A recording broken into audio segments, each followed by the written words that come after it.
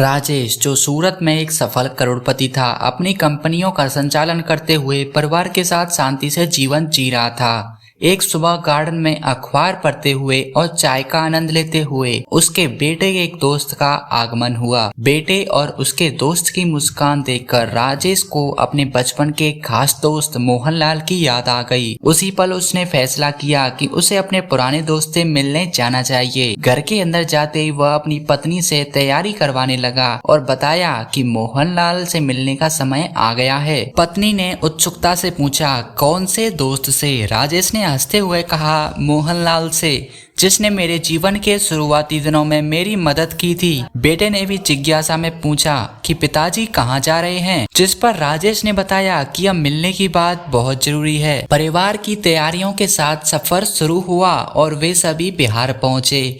बिहार में एक बैंक में जाकर राजेश ने कुछ रकम निकाली, जिससे उसने मोहनलाल को अतीत का उधार चुकाने का इरादा बनाया था। बेटा हैरान होकर पूछता है, पिताजी इतने पैसे क्यों निकाले? राजेश ने मुस्कुराते हुए कहा, किसी का कर्ज चुकाना है और वो कर्ज मोहनलाल का है।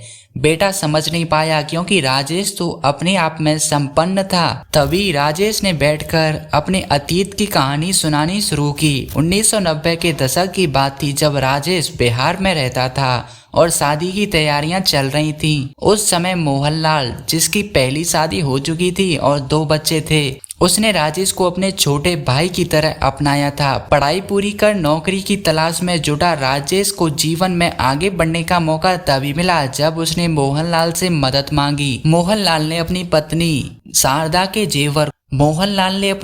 शारदा के कुछ जेवर गिरवी रखकर उसे 10,000 रुपए उपलब्ध कराए, जिससे राजेश ने अपना रोजगार शुरू किया।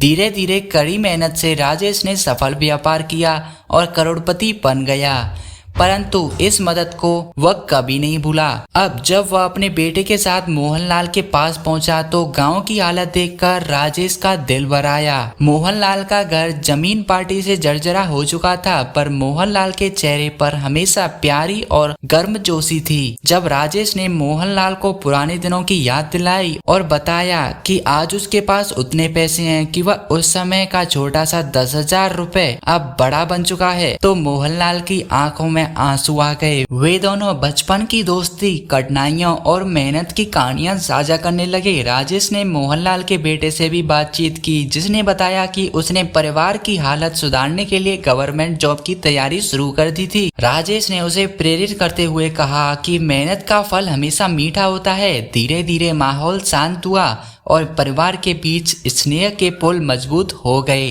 राजेश ने मोहनलाल से उसके अतीत का कर्ज, जो प्यार और सहायता के रूप में मिला था, आज वापस करके दोनों परिवारों के बीच मित्रता को फिर से जीवंत कर दिया। कुछ दिनों बाद मोहनलाल की बेटी की शादी बड़े सम्मान के साथ तय हुई और मोहनलाल का बेटा भी अपने भविष्य को सुनहरा बनाने लगा। गाँव के लोग भी राजेश की सफलता से प्रेरित होकर अपने बच्चों के लिए नई उम्मीद जगाने लगे।